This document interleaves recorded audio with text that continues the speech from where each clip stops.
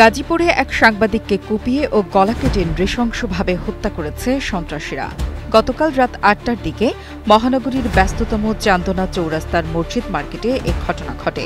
অন্যদিকে গত বুধবার বিকেলে শহরের শাহপাড়া এলাকায় আনোয়ার হোসেন সৌরভ নামে আরেক সাংবাদিককে ইট দিয়ে পা ও শরীর থেতলে দিয়েছে সন্ত্রাসীরা। পরপর দুটি ঘটনায় বেশ থমথমে পরিস্থিতি বিরাজ করছে গাজীপুরে। জানা গেছে, গাজীপুরে সাংবাদিক আসাদুজ্জামান তুহিনকে কুপিয়ে হত্যার আগে অস্ত্রধারীরা বাদশামিয়া নামে এক ব্যক্তির উপর অস্ত্র নিয়ে হামলার চেষ্টা করেন। পুলিশের ধারণা, ওই ঘটনার ভিডিও করায় প্রাণ দিতে হয়েছে তুহিনকে। ঘটনা সংশ্লিষ্ট একটি সিসিটিভি ভিডিও এরই মধ্যে অনলাইনে ছড়িয়ে পড়েছে। ভাইরাল ওই ভিডিওতে দেখা গেছে এক যুবক প্রকাশ্যে এক তরুণীকে মারধর করছেন। তখন ৬ থেকে ৭ জন যুবক চাপাতি, রামদা ও ছুরি দিয়ে ওই যুবকের উপর হামলা চালানোর চেষ্টা করেন। সে সময় ওই যুবক দৌড়ে পালিয়ে গেলে অস্ত্রধারীরা তাকে ধাওয়া করে। তিনি প্রাণ বাঁচাতে দৌড়ে আশ্রয় নেন ঈদগাহ মার্কেট এলাকার একটি চায়ের দোকানে। দুর্বৃত্তরা সেখানে ঢুকেই তাকে এলোপাতাড়ি কোপাতে থাকে। এতে ঘটনাস্থলেই তার মৃত্যু হয়। এরপর হামলাকারীরা দ্রুত পালিয়ে যায়।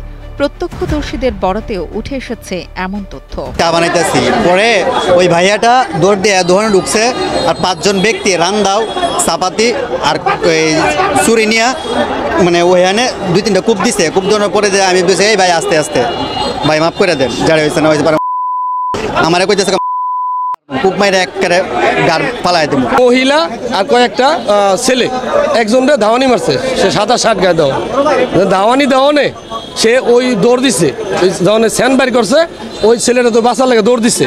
তখন ও আমার কাছেই, ও হঠাৎ করে পিছ দিয়ে দৌড় দিল।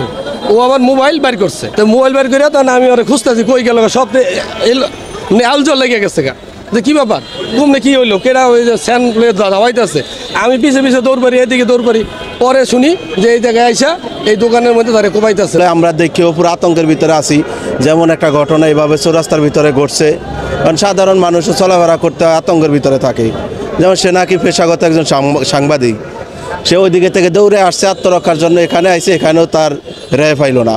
ঘটনার সত্যতা নিশ্চিত করে গাজীপুর মেট্রোপলিটন পুলিশের অতিরিক্ত কমিশনার রবিউল ইসলাম বলেন, তাৎক্ষণিক তদন্তে নেমে আমরা জানতে পেরেছি এ ঘটনায় বাদশামিয়া নামের একজন আহত হয়েছেন। নারী ঘটিত কোনো একটি ঘটনাকে কেন্দ্র করে ওত পেতে থাকা একদল সন্ত্রাসী তাকে কোপাতে থাকে।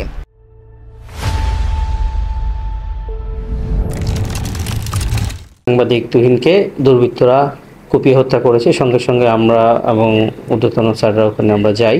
আমরা ওখানে গিয়ে তুহিনকে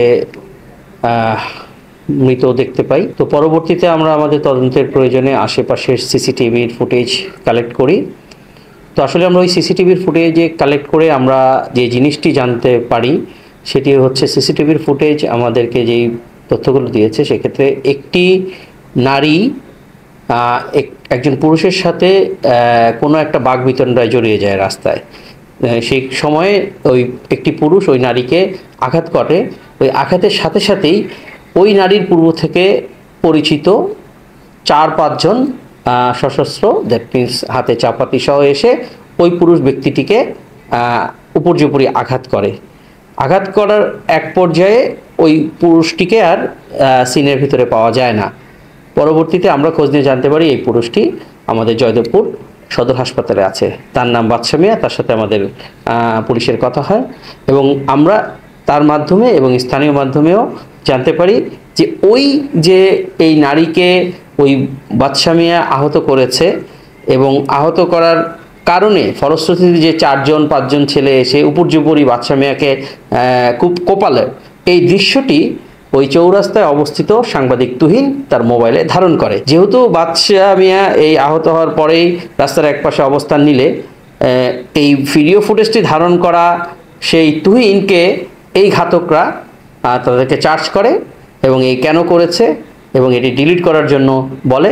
এবং এরই এক পর্যায়ে যখন তুহিন ডিলিট করতে চায় না, তখনই তারা ওই অবস্থাতেই ক্ষিপ্ত হয়ে তাকে উপর্যুপরি আঘাত করে মেরে ফেলে। প্রকাশ্যে সাংবাদিক মারধর এবং হত্যার ঘটনা যেন দিনকে দিন বেড়েই যাচ্ছে। কেউ পেশাগত দায়িত্ব পালন করতে গিয়ে হত্যার শিকার হচ্ছেন, আবার কেউ মুখোমুখি হচ্ছেন অন্য ঘটনার।